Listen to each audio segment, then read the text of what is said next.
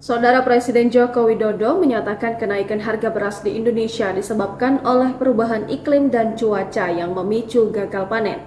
Hal ini yang kemudian mendorong kenaikan harga beras di seluruh dunia, termasuk di dalam negeri. Di tengah penurunan produksi itu, kata Jokowi, konsumsi beras di Indonesia tidak berubah. Akibatnya terjadi kekurangan suplai yang berakibat pada kenaikan harga beras di pasar. Kenapa naik? Karena ada yang namanya perubahan iklim, perubahan cuaca, sehingga banyak yang gagal panen. Situs resmi Badan Pangan Nasional yang diakses pada Senin 19 Februari 2024 mencatat harga rata-rata beras premium secara nasional mencapai Rp16.100 per kilogram. Adapun harga rata-rata beras di Jakarta sudah mencapai Rp16.500 per kilogram. Sementara itu harga tertinggi terjadi di Provinsi Papua Pegunungan yang mencapai Rp23.800 per kilogram dan harga terendah di Aceh sebesar Rp14.850 per kilogram.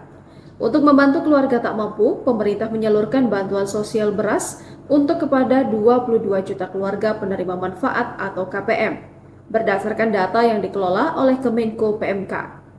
Bantuan pangan beras ini telah digelontorkan sejak awal tahun 2023 dalam 2 tahapan dan kemudian dilanjutkan lagi pada tahun 2024. Adapun bantuan pangan beras di 2024 disalurkan mulai Januari sampai Juni. Kepala negara juga memastikan bantuan bakal diperpanjang jika APBN masih memungkinkan. Pemerintah kita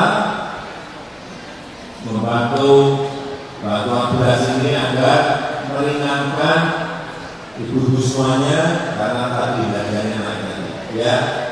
Sementara itu pemerintah akan mempercepat penyaluran beras program stabilisasi pasokan dan harga pangan kepada pasar rakyat dan retail modern.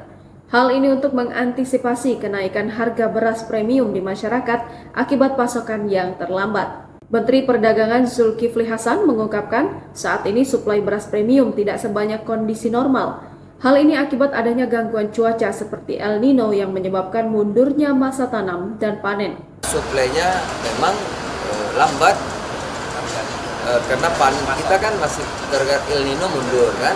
Oleh karena itu pemerintah mengisi dengan SPHP. Jadi saya berharap masyarakat beralih ke SPHP karena kalau premium kan barangnya lagi naik dan barangnya juga tidak sesuai dengan yang diperlukan. Jadi kalau beralih ke SPHP maka saya kira premium akan menjadi cukup ya.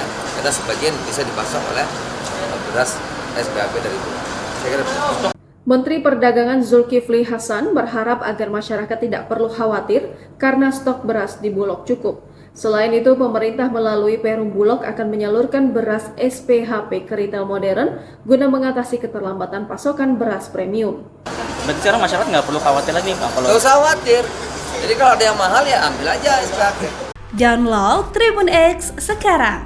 Menghadirkan lokal menjadi Indonesia.